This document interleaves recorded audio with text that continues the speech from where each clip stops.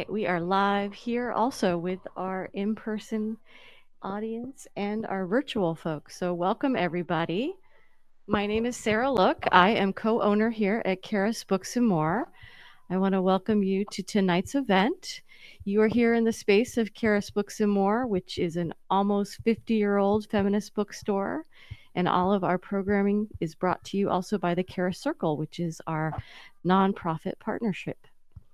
So I'm going to welcome you tonight to Combee, Harriet Tubman, the Combahee River Raid, and Black Freedom during the Civil War, an evening with Dr. Edda Fields-Black. Yes, welcome. I am going to read your bio here, and then I'm going to turn it over to you. I believe you're going to do some reading, talk a little bit, and then open it up to questions. Yes? All right. Dr. Edda L. Fields-Black teaches history at Carnegie Mellon University and has written extensively about the history of West African rice farmers, including in such works as Deep Roots, Rice Farmers in West Africa and the African Diaspora. She was a co-editor of Rice, Global Networks, and New Histories, which was selected as a Choice Outstanding Academic Title.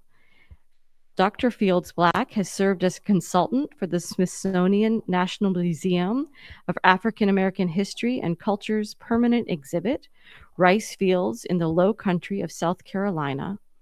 She is the executive producer and librettist of Unburied, Unmourned, Unmarked, Requiem for Rice, a widely performed original contemporary classical work by celebrated composer John Weinglass. Dr. Fields-Black is a descendant of Africans enslaved on rice plantations in Colleton County, South Carolina. Her great-great-great-grandfather fought in the Combahee River Raid in June 1863. Her determination to illuminate the riches of the Gullah dialect and to reclaim Gullah Geechee history and culture has taken her to the rice fields of South Carolina and Georgia, to those of Sierra Leone and the Republic of Guinea in West Africa. Welcome, Dr. Edda Fields-Black.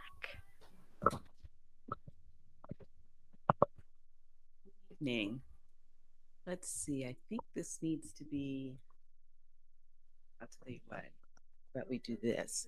I'm going to move closer to it because I don't want to disrupt anything. It's wonderful to be here this evening at Charis.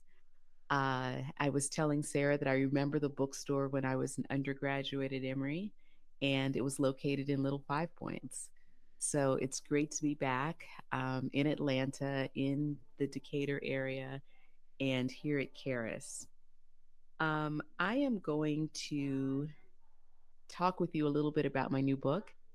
I'm going to tell you what happened on June 2nd, 1863, when the U.S. Army, the 2nd South Carolina Volunteers, a regiment of Black soldiers that were commanded by Colonel James Montgomery, the 3rd Rhode Island Heavy Artillery 1 Battery, also commanded by Colonel Montgomery, Harriet Tubman, and her ring of spies, scouts, and pilots. What happened on the night of June 2nd, 1863, when they drove 3 boats up a small river in coastal South Carolina. Let me get my timer going here. One of these 3 boats ran aground at the mouth of the Coosaw River, and I'll talk more about that. And that boat was a transport steamer.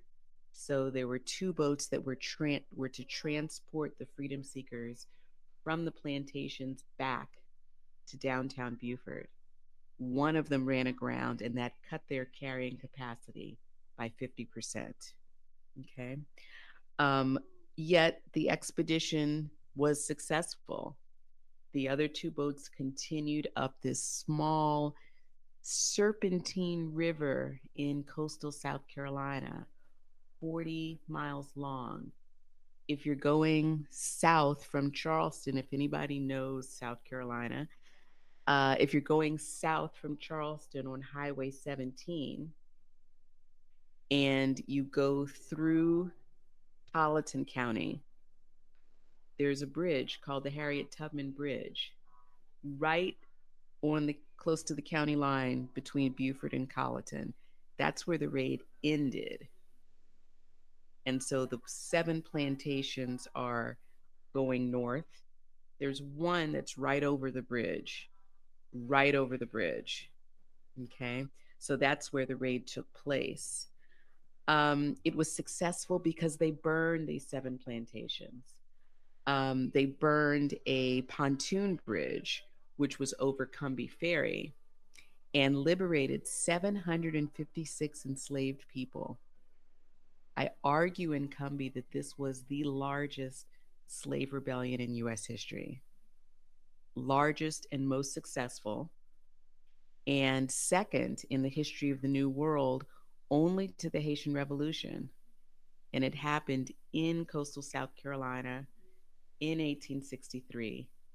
And it was based on the intelligence gathering of Harriet Tubman. So I did not intend to write this book. I think some of the best books we do not intend to write.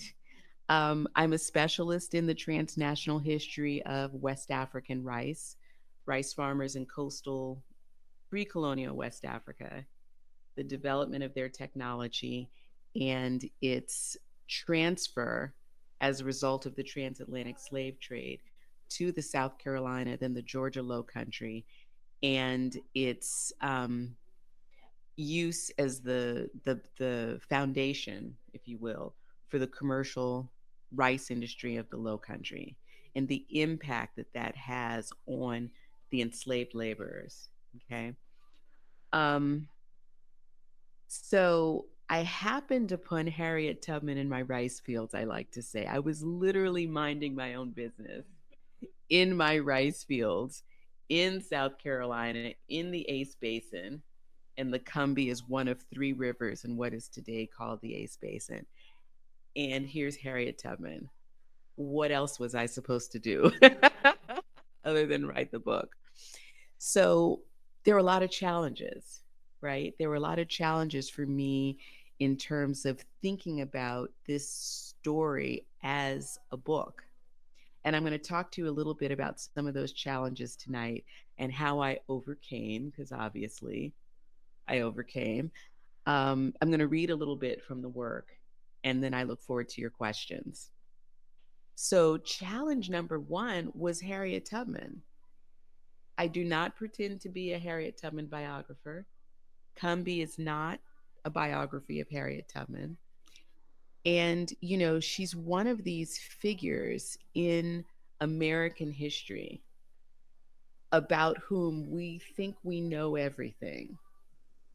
We know everything there is to know about her life, you know, in bondage and on the Underground Railroad. We know about her life sort of post war and into the early 20th century as a suffragist. We know about her as a philanthropist and just an extremely selfless person. But this 3 or 4 year period during the Civil War is the least known period was the least known period of her otherwise of her legendary life. And if I was going to write this book, I had to figure that out. What was Tubman doing during the Civil War? And, you know, thinking about that starts the question of why has no one written about this before? Why don't we know this? So, as a historian, sometimes when there's a, you know, glaring topic that no one has written about, or they've written about it as in Harriet Tubman's Civil War service, really only an outline, really only from what we know that she has said.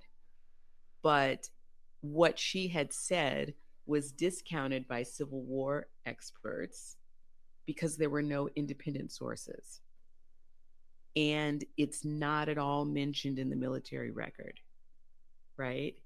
So, how do you get at something like that if Some people would say there are no sources, there's no there there. Well, I have a technical term for what I do. And in addition to rice, this is part of how I look at history. And I am passionate about telling the stories of Africans and people of African descent that have not recorded their own written sources, right? And finding the sources that other people haven't found and using interdisciplinary sources. And I call this, the technical term for what I do is kitchen sink history. Because I'm going to throw everything but the kitchen sink at it. Okay. And when it comes to finding the voices of Africans, people of African descent, in this case, enslaved Africans and formerly enslaved Africans, then I call that by any means necessary history. And I'm going to find it by any means necessary. So I started looking at everything, you know, Combee, part two of Combee begins with the Battle of Port Royal. And this battle took place in Port Royal Sound, which is in Beaufort, South Carolina, and Port Royal Sound opens into the Atlantic.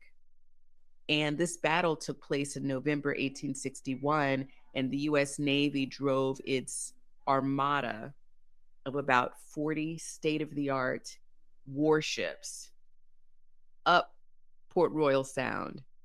And the Confederate planters and slaveholders fled. Okay. And the little Confederate boats couldn't even match, couldn't begin to match these huge state of the art warships.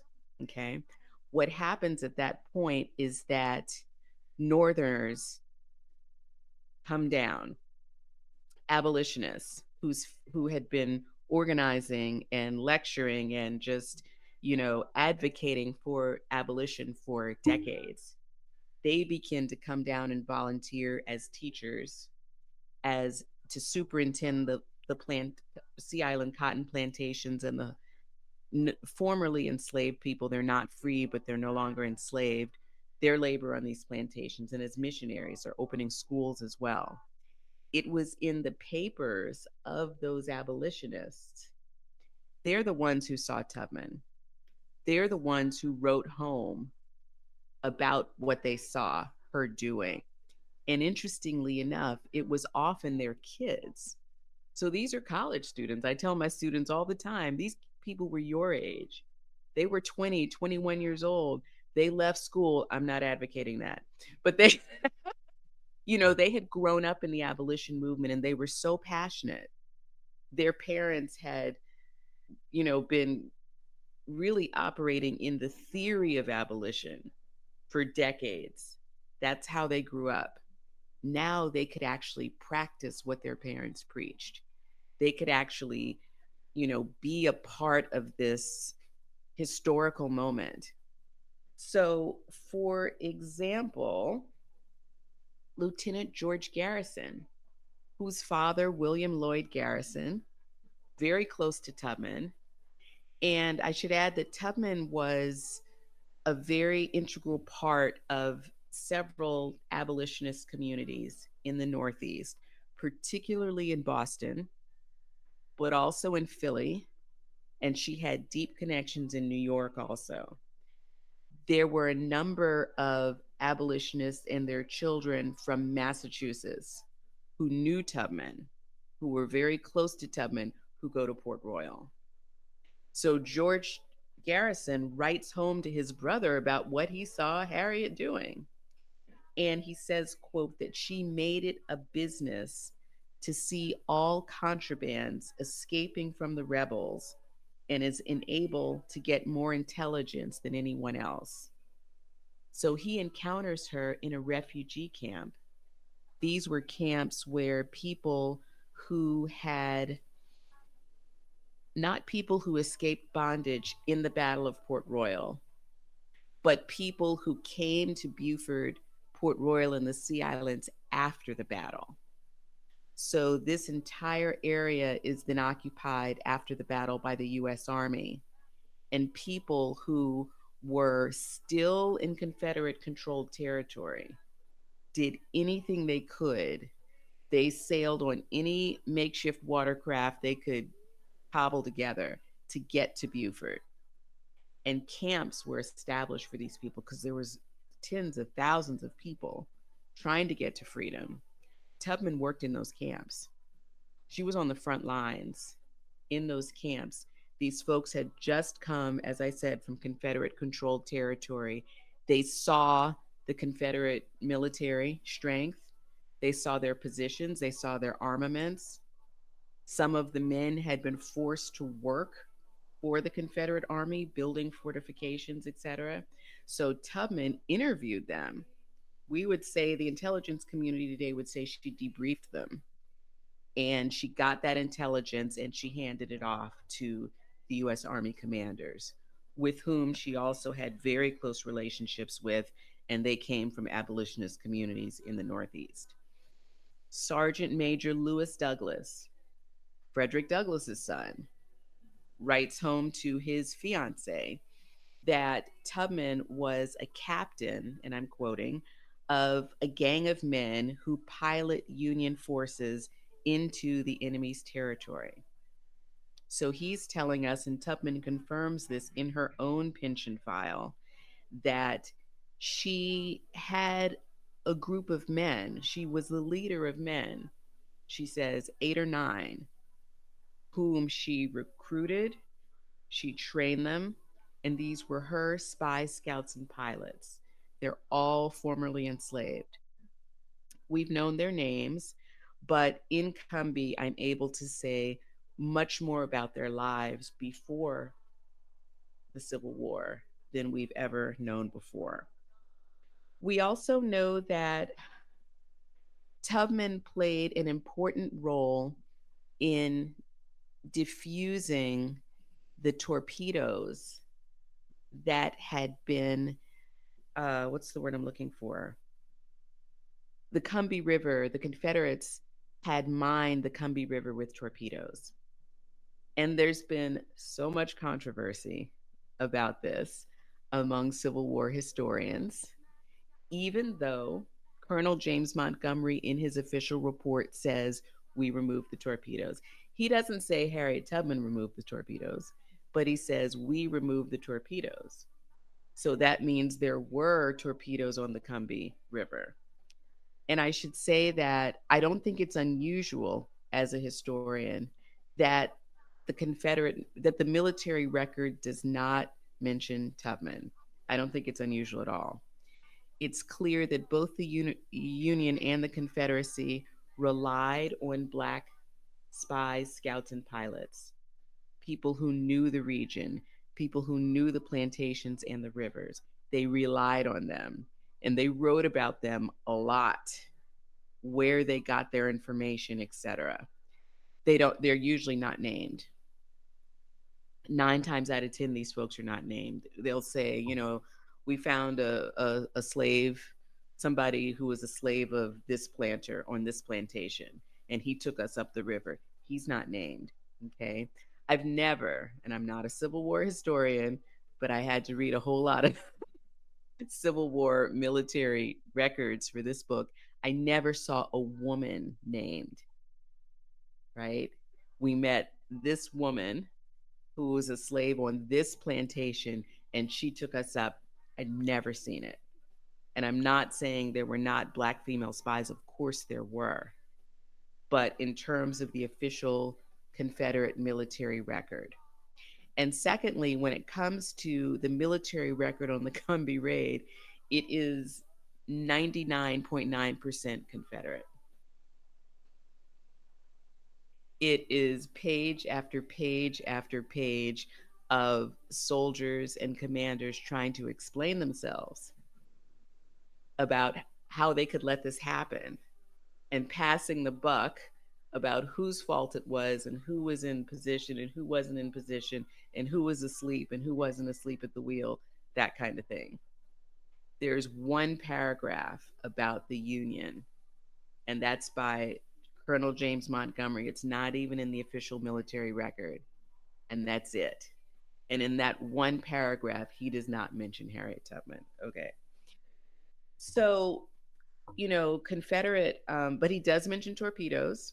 And Civil War historians have doubted that even though Tubman says she took out the torpedoes and Montgomery says there were torpedoes, they're like, she didn't do it. She wasn't there. If she was there, she stayed on the boat.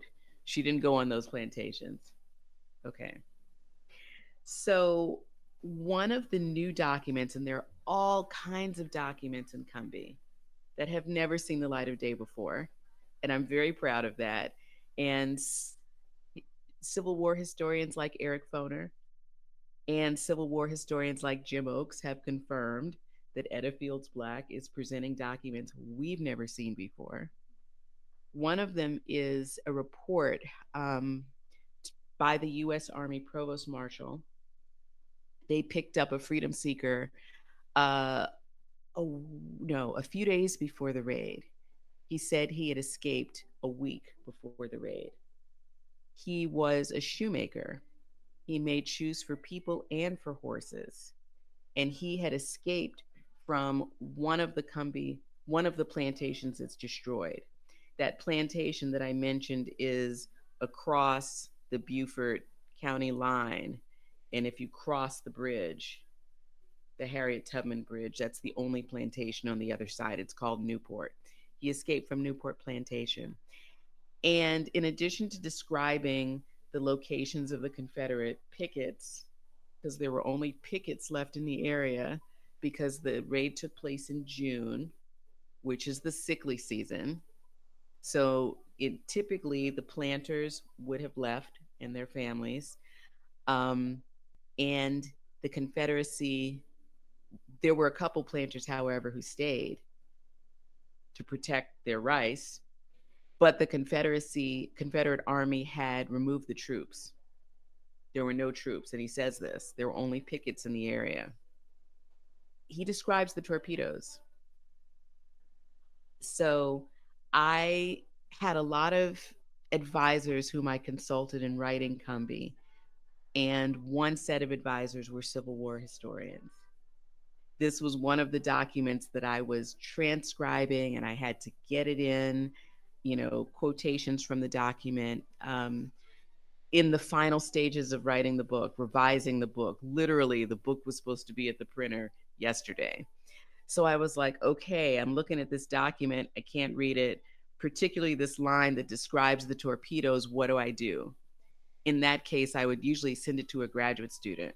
I had a team of research assistants. I didn't have time for all of that. I said, let me send it to the Civil War historians and see what he thinks. Has he ever seen anything like this? Has he ever heard of a torpedo in his experience?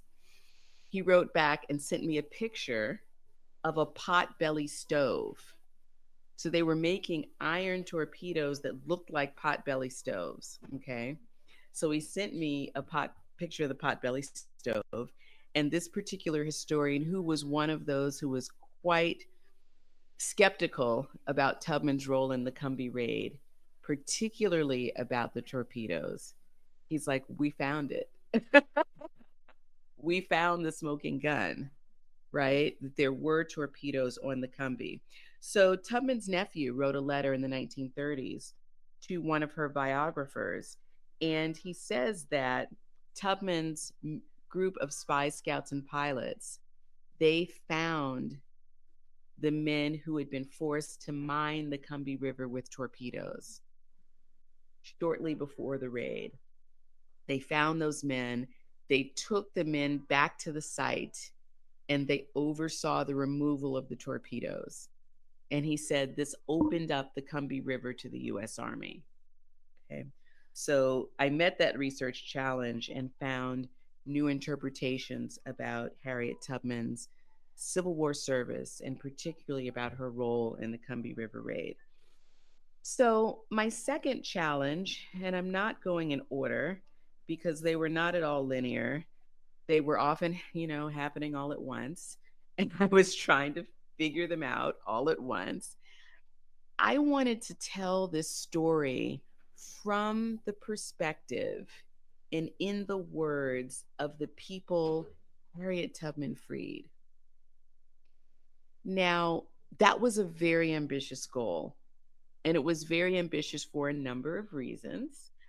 Um, I had found a life story of a man, and I'm going to read you a short excerpt and some of my interpretation of it. His name is Minus Hamilton.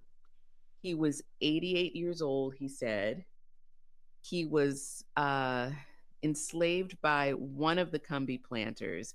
He was then sold several times and escaped bondage from another of the Combahee Raid plantations. And he dictated his life story to Colonel Thomas Wentworth Higginson. Higginson was the commander of the 1st South Carolina Volunteers. And if you remember, I mentioned it's the 2nd South Carolina Volunteers that conducted the raid. And his life story is recorded in perfect Gullah. And he tells us not only what happened to he and his wife, how he felt about it. It is the kind of thing that historians dream about. And it is exceedingly rare to have this kind of first person account from an enslaved person. I wanted to find 9 more Minus Hamiltons. And I thought that would make the perfect book. Of course, that was not to be. There were not 9 other Minus Hamiltons. But in finding Minus Hamilton's account, it emboldened me. It got me thinking that I could do something that no historian had really done before, that I could identify these people. There's another document that got me thinking that I could identify who escaped in the raid and that I could tell the story of the raid through their words and in their perspectives. So, as I mentioned, looking back on it, I'm looking back on the making of Combee in a linear fashion. And I'm trying to tell a story about something that was absolutely not linear. Okay. So, in the midst of writing the book, I was also working on family history. My dad was born a couple miles from where the raid took place. He was the last of his siblings to be born in Green Pond, South Carolina. And I had been entrusted with some family business by our family patriarch, namely a cemetery. And the name of our ancestors, sort of the research that the family patriarch's son had started, where he found our oldest known ancestor and traced him down to my grandfather, father to son. Long story short, that as I'm figuring out how to tell this story, I ended up collaborating with the International African American Museum, which is in Charleston, their Center for Family History. And they found my ancestors, his name is Hector Fields, not his pension file, because Hector Fields enlisted in the 2nd South Carolina Volunteers, but his brother's pension file. Hector doesn't have a pension file, spoiler alert. And in his brother's pension file, we found a wealth of information about our family that we did not know. Okay. We found the names of Hector Fields' siblings, their parents, where they were held in bondage, how they got separated before and after the war, and names of and stories of people who were also members of that same community who were enslaved by the same planter family. Okay. This also emboldened me to think that I could find the Combee freedom seekers. I could tell their stories. And so I went digging in the pension files and pretty quickly found the 2 regiments that were formed the morning after the raid, full of people who escaped in the raid, full of people, formerly enslaved people, who told their stories of growing up together, of courting, of getting married, of having babies, and tending to each other and taking care of each other. and then getting on the boat together, right? I mean, intimate descriptions of weddings and how they were married and who, you know, held the book and what words they said and what they wore and who stood with them. Intimate descriptions of who visited a woman after her child was born. These are the kinds of things that historians have never seen before in the slave quarters. Who went to church together? Who didn't go to church? Who got put out of the church because they were shacking up with somebody? Who got whose cousin pregnant? I mean, they there was a lot of gossip, but they were human. You know, they were husbands and wives and mothers and fathers and aunties and uncles and cousins and baby mamas. They were girlfriends who grew up together and guy friends who grew up together. And they're telling on each other, you know? He's stepped out with his so and so's wife. Man, you know she was married, you know, that kind of stuff. Phenomenal.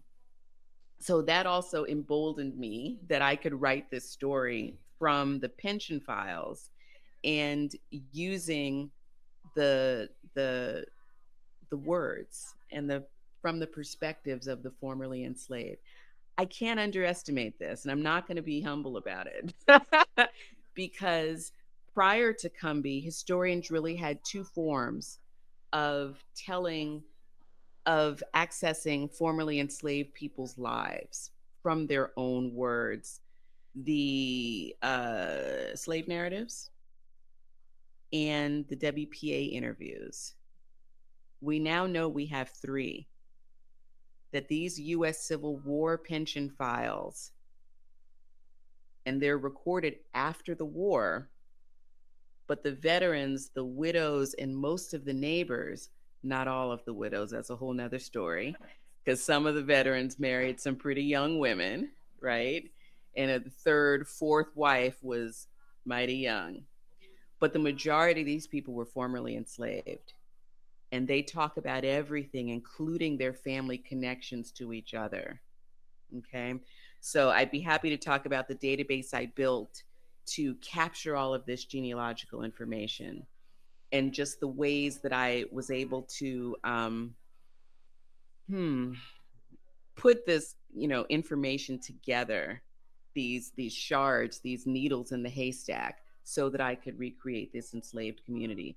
It's also that, you know, historians have been bound to plantation sources.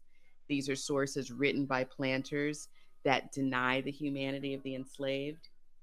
Genealogists have been, you know, limited by the 1870 census, which is the brick wall. That's the first time that formerly enslaved people are, their last names are recorded. So even in the plantation sources, our ancestors were only recorded by first names. That doesn't mean we didn't have last names. We had last names in the slave community, as I show in Combee. They were not recognized. So it's the pension files that brings these things together.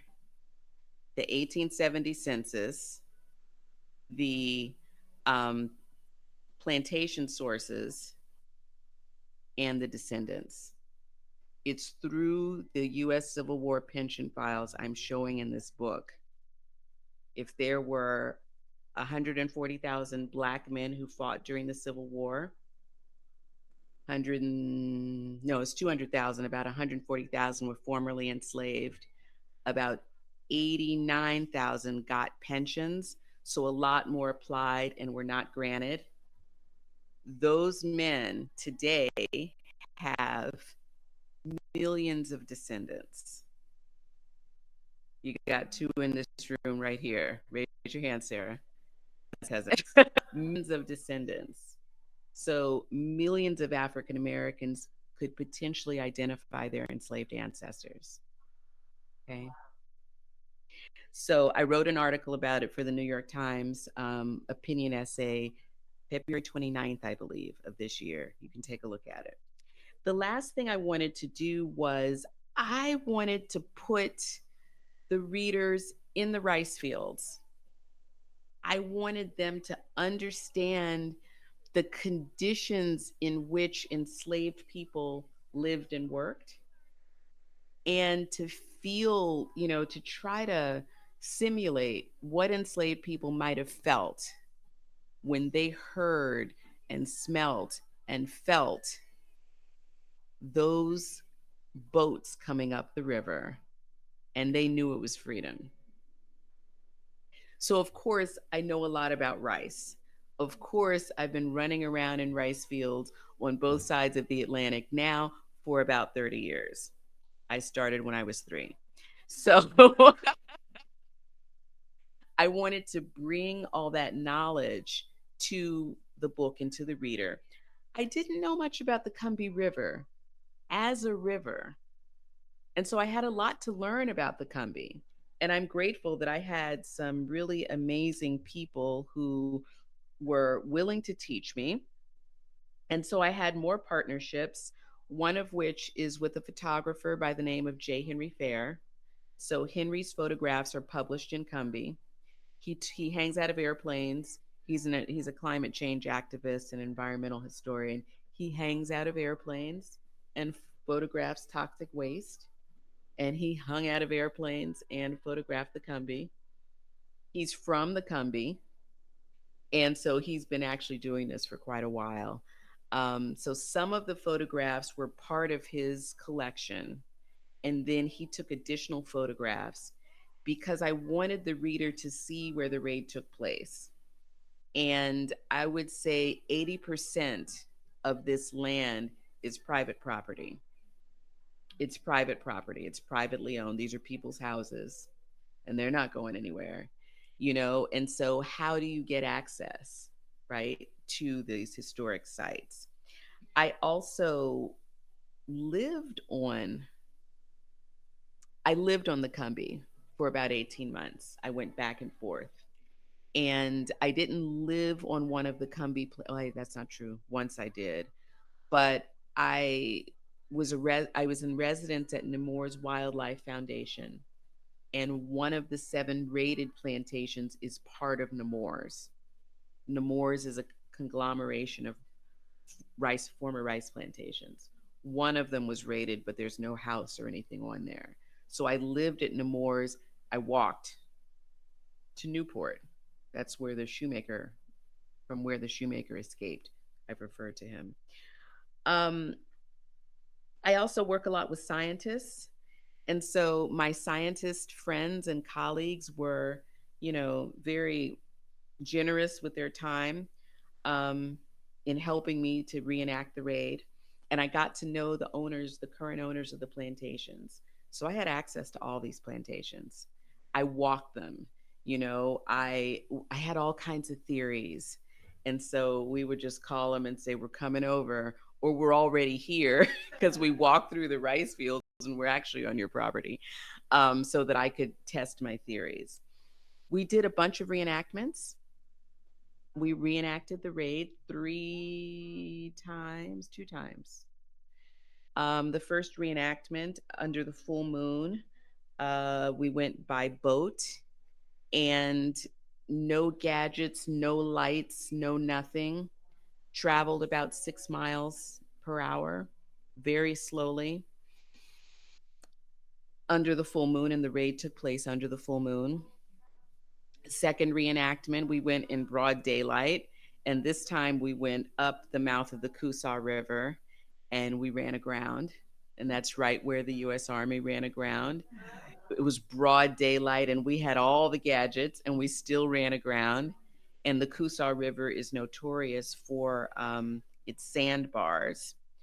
Coming back on the first reenactment, I drove the boat, and I learned that, you know, well, what did I learn? I learned that, hold on. There we go. Okay. I learned that the light of the full moon glistens off the water. And so you can see the water. You can't see the rice fields on one side, you can't see the marsh on the other. Now, I drove the boat back. I have never driven a boat in my life. And I knew my mother would have a heart attack if I crashed. So they kept telling me, stay away from what you can't see, right? And try to stay in the middle of the water because the Combee is like this. So if you stay in the middle, that's where the water is deepest. The sandbars are on the sides, as is the debris that's fallen into the water. Um, the last reenactment that we did was walking through the rice fields, okay, barefoot. Because, of course, the enslaved people didn't have shoes.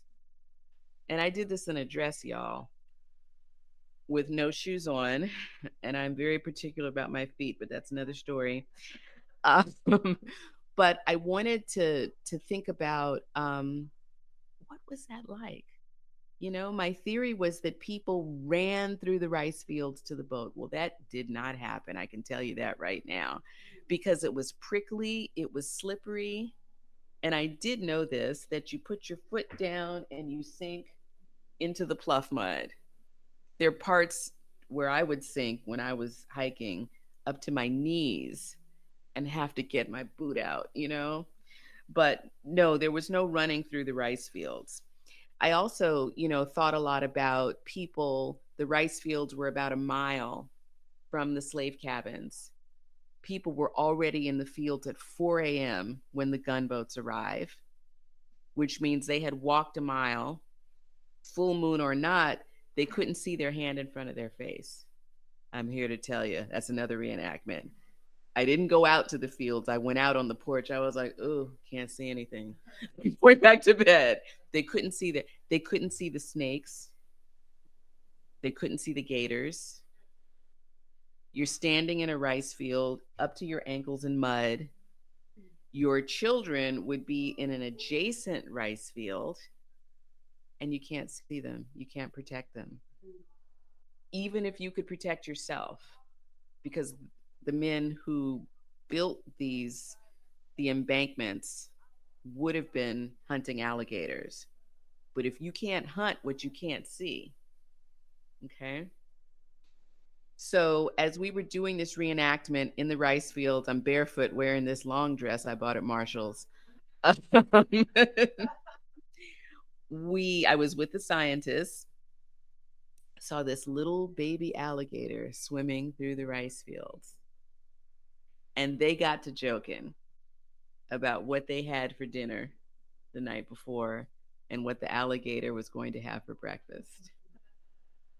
This is when I decide to try to run through the rice field so I could get away, right? Because I figured I'd been studying as I hiked the rice fields and I did it every stage of the tide over 18 months, so full cycle. I saw the full cycle of everything. I saw the baby alligators be born. I saw the whole thing. I saw the eggs. I saw the whole thing. So I'm an expert now. So I said, okay, if there's a baby, there's a mother. And I'm not going to be here when the mother alligator comes looking for her baby. So that's when I take off and try to run. I didn't get far. I don't have my images, but you'll see in the book there are these embankments in the field, around the perimeter of the field and in the field. My revised theory is that people went to the smaller embankments and ran across those to the large embankment that holds the river, the Combee River, back from the rice field, and you can run across that. So I had to do that. I had to get onto the embankment. I got to the edge of it and I couldn't even, it was high enough I couldn't get up, right? So we had one of the scientists, he was actually the executive director of Nemours, who had the getaway Kubota parked on the embankment, and he had to reach up and scoop me out of the rice fields. Once I get to dry land, we heard a belly flop. That was the mama gator. So we did a lot to try to reenact the Combee raid. I want to read you just a short excerpt. How am I doing on time? Okay. Ooh, do I have time for my excerpt? I do. Okay. Of how it all comes together. I've talked about Minus Hamilton. And so let's hear Mr. Hamilton tell his story. He says, or I say, Minus Hamilton likely never had thought he would see such a day in his life, and it was a long life. He had been sold with his wife, Hagar, and their daughter, Bina, in 1853 from Edward Rutledge Lowndes' estate to John Parker. On Parker's place, Bina married Harry Mack. Both of them were prime hands and gave birth to Minus's granddaughter, also named Hagar. John Parker's heir, Arthur Middleton Parker, went bankrupt and ultimately sold his plantation and the people he held in bondage to James L. Paul in December 1859. Little Hagar was 4 or 5 when, quote, Lincoln's gunboats came up the Combee. And this is Mr. Hamilton speaking. De Brack's soldiers so presumptuous, they came right ashore, held their head up. First thing I know, there was a barn, 10,000 bushel rough rice, all in a blaze. Did Massa's great house all crackling up the roof. Didn't care for seeing blaze. Lord Massa didn't care nothing at all. I was going to the boat. Hamilton likely considered himself blessed to have lived long enough to see, and I quote, the Brack soldiers so presumptuous, as he called them. And he exhibits this LR alternation, which is classic Gullah. Okay. And Higginson recorded it that way. An enslaved person could not look a white person in the eye without inviting insult or worse, injury. In contrast, the black soldiers came right ashore wearing the Union bluecoats and pantaloons and carrying loaded muskets, stood with their backs straight and held their heads up. Hamilton told Higginson what he saw after the 2nd South Carolina Volunteers left Lincoln's gunboats. They went to the slaveholder's barn where he stored the rice his enslaved labor force had grown and harvested the previous year. 10,000 bushels of rough rice and set it all on fire. The presumptuous black soldiers did not stop there. The next thing Minus Hamilton saw was the country estate of the man who held him and his family in bondage, engulfed in flames up to the roof. Hamilton's gesticulations became even more animated, Higginson recalled. Higginson may have asked Hamilton how he felt watching the property of the man who legally owned him and his family go up in flames. Hamilton responded he didn't care at all, but he made it clear to Higginson that what he did care about was seizing the opportunity to liberate himself and his family. Quote, I was going to the boat, unquote. Thank you.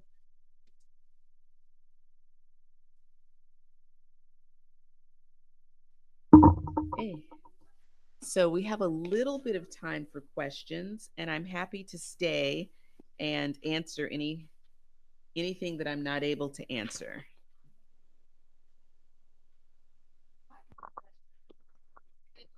Hold on 1 second. I'm going to bring you the microphone so that everyone can hear. I have a question about the pension narratives. Mm-hmm. So how did that work? If formerly enslaved person who served in the army, either Union or Confederacy, when they retired, did someone come in to listen to their story? Yeah. Is that the way it worked? Well, okay. First of all, there's a lot of controversy, but most historians would say that there were no black soldiers enlisted in the Confederate Army. That the black people, that there were people who were forced to work for the Confederacy. That's the whole thing, right? That's different. That is not. So what happened was after the end of the war, okay, there's two things. There were men who died in battle. There were men who died in battle. For those men during the war, their widows or their children who were 16 years old or younger when the father died, they would be eligible for pensions. And so in those cases, it was typically the commander who assisted them in that process. Now, for everyone else, it was kind of happenstance that after the war, there was no one who came and helped. There were Army, what do you call them, pension officers stationed in various places. And so families, veterans, widows, children would go. There were also notary publics. And so sometimes it was the notary public who initiated things. Sometimes it was other veterans who were pensioned who would notice that there's this widow in their community was struggling, and or another veteran himself was struggling and he wasn't pensioned, so they would help them. But it's not as it would be today, where the government reaches out, to try to get people to be informed about and accept their benefits. In fact, the government did a lot of things to keep them from getting them. But part of the challenge was that I would say 90% of these veterans and widows were illiterate. They were born enslaved. Many of them were married in bondage. They didn't have birth certificates. They didn't have marriage certificates. They didn't have death certificates. They didn't have birth certificates for their children. So typically, you need those kinds of documents in order to apply for a pension. But what they did have were people with whom they grew up who could testify on their behalf. We were born, or he was born here, I was born here, I came here when I was 14, we've been together since then, or we were both enslaved here, we were mortgaged, we were sold, we were given away. A lot of times they said we weren't sold, but we changed owners, we changed hands multiple times together until we ended up here. They would go through the whole history. He's had 5 wives. Or they would go all his women, and they go down, all the women that the veteran had been with. And how he was legally married to this one, but half the other ones he wasn't legally married to. Right. So the only thing they had was oral tradition. That's all they had. They didn't have the documents. And so they would go and they would give affidavits of their testimony, and you would have to get, other people who knew you when back. The best person was the people who knew you during slavery, as opposed to people who may have moved in later to come in and vouch for you and your marriage and the birth of your children being born in wedlock.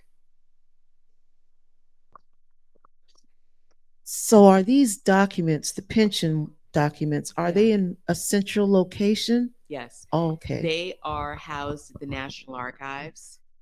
And since probably before COVID, but I believe accelerating during COVID, the National Archives has been digitizing these documents. And things like Ancestry, you can access them some of them on Ancestry, on Family Search, on Fold3. You can also request them from the National Archives and get them. And when I say request them, it used to be that you had to go to DC and stand in line and get 7 pulls a day. And if you had your list of names, you didn't know if those people actually had pension files. They were veterans, but whether they had a file, you didn't know. So they could pull 7 names and tell you to come back tomorrow, and that's another night in a hotel. And you could go back to the hotel empty-handed. So now things are digitized. You can get on Family Search or Ancestry and find your veteran and see if your veteran has a military service card. You may even be able to access your veteran's pension file online. And if not, you can request it from the National Archives. If you, I'm not in South Carolina, but if you're looking at one of the South Carolina regiments, you can go to the International African American Museum's Center for Family History. I believe it's called their Digital Archives and their Pension File Project. They have been collecting the pension files of men in the South Carolina regiments. Their collection is actually broader than that, but sort of the focus of the collection is men in the South Carolina regiments. You're welcome. And I will say that if you do find out that your ancestor has a pension file and you get the pension file and there are other veterans who testify in that pension file, get their files too. Because, and they say, I was in this regiment, right? In this company, they'll say it. You may find out more information about your ancestor from their pension files. And that's how I built my network. I didn't do it alphabetically. I went from pension file, okay, these veterans showed up, get there, and I just kept branching out. That's how I reconstructed the Combee community. Do we have any other questions?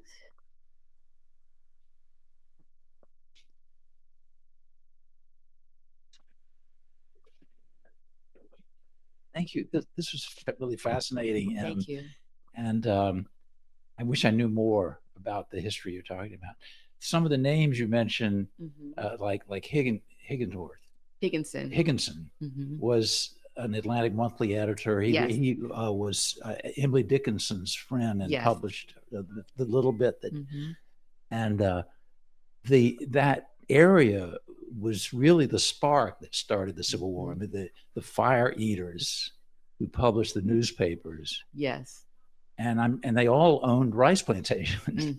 I'm just wondering, you mentioned, I heard the name Ravenel, that's an old Charleston name. I mean, I'm wondering who those 7 plantation owners were, and were they the Retts and the others that's really lit the fuse literally on the cannon at Sumter? They were not the ones who lit the fuse, but these are some of the largest and wealthiest families in the U.S. South and in South Carolina. So the Haywards, the Middletons are the big two. The Lowndes and the Blakes are I don't want to say the smaller two, but they're just a notch below in terms of their wealth. Nathaniel Hayward was the wealthiest planter in the U.S. South up until his death in 1851. But this wasn't his plantation, it was his cousin's plantation, right? The Middletons had 2 plantations, the Kirklands, and the Kirkland family is, I call them the upstart family of the river.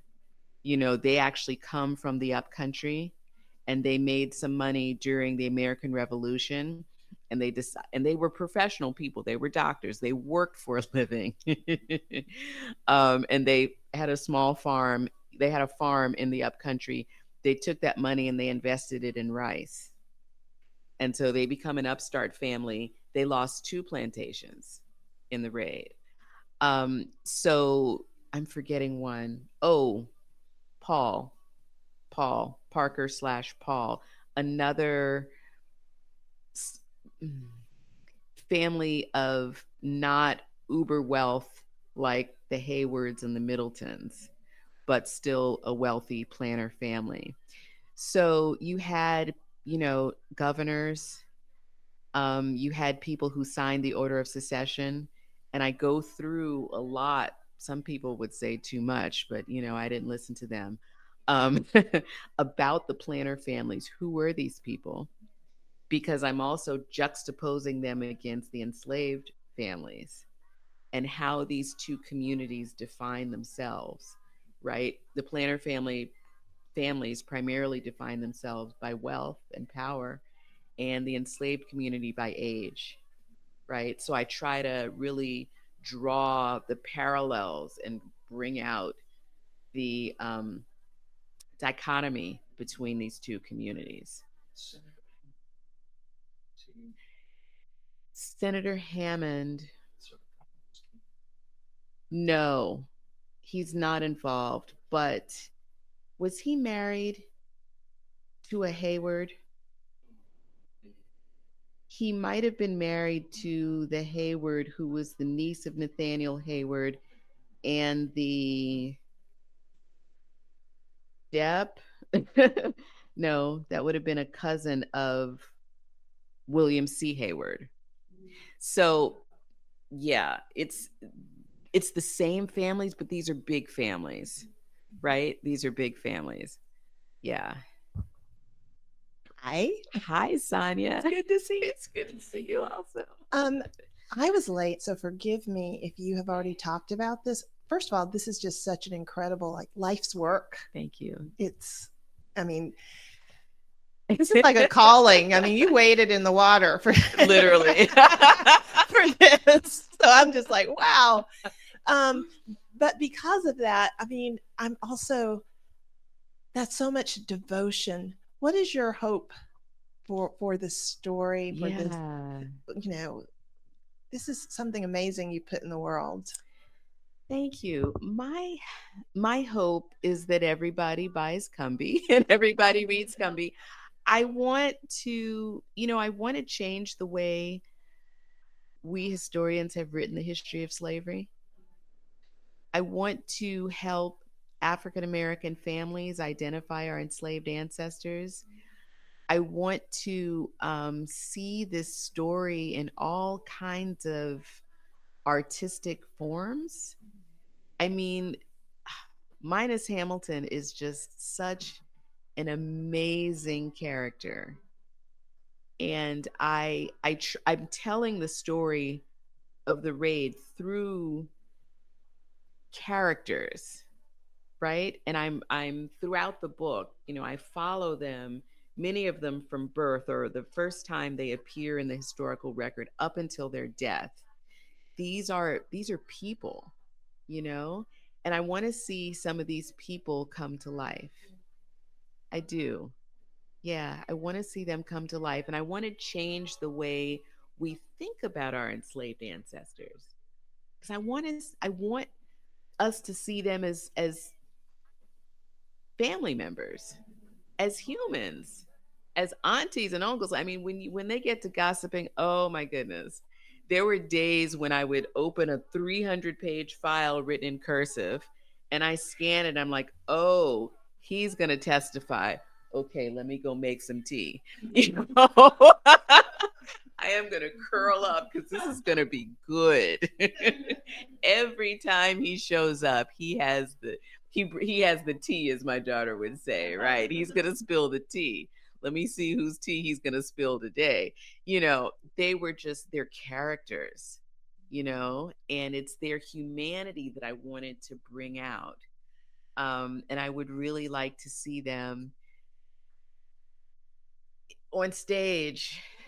I would really love to see them on stage. I want to see them in costume. I can see that. I can see it. I can see Minus Hamilton trying to get on the boat. I can see his wife telling them, and he talks about what they have on. He talks about how he wished he could go back and get his only thing he had that he thought were his own were 2 blankets. And he regretted he couldn't go back and get his 2 blankets. And his wife only had on a frock, a single frock, and a head tie. They talk about what the freedom seekers wore. Oh my gosh. The scene when the freedom seekers arrived back in Beaufort and all of the formerly enslaved people who had been free. And these Black people, as a result of the Battle of Port Royal, they were no longer enslaved as of November 7th, 1861. They are declared free in July of 1862. And then the Emancipation Proclamation. And there are waves of them coming in. All those people turned out to see the Combee Freedom Seekers, and the newspaper coverage almost 800 people fresh out of slavery. They're fresh out of the rice fields. The army literally plucked them out of the rice fields, put them on the boats. They sail overnight. They arrive back in Beaufort. So the newspaper coverage of these people parading down the street, and the reactions of other people who had been free, who had houses, who had jobs, who, were reunited with their families. Oh my goodness. I want to see that come to light. And the reuniting of families, because some people were already in Beaufort. And some soldiers, some men enlisted in the 2nd South Carolina and went back in the raid, and they got their parents, they got their siblings, they got their wives out of bondage. Yes. Thank you so much. Thank you. Thank you. Let's give a round of applause here. Thank you very much. Thank you, Dr. Fields-Black. And thank you, Charis, for having me. Thank you for sharing these stories and this history. We do have copies of Combee here for sale. For those of you online, you can also press the button there. We're going to say goodbye to the folks who have been watching virtually. Thank you so much. And we're going to then turn it back over to you to have some book signing and just some conversation if you Sounds need to. good. So thank you. Thank you.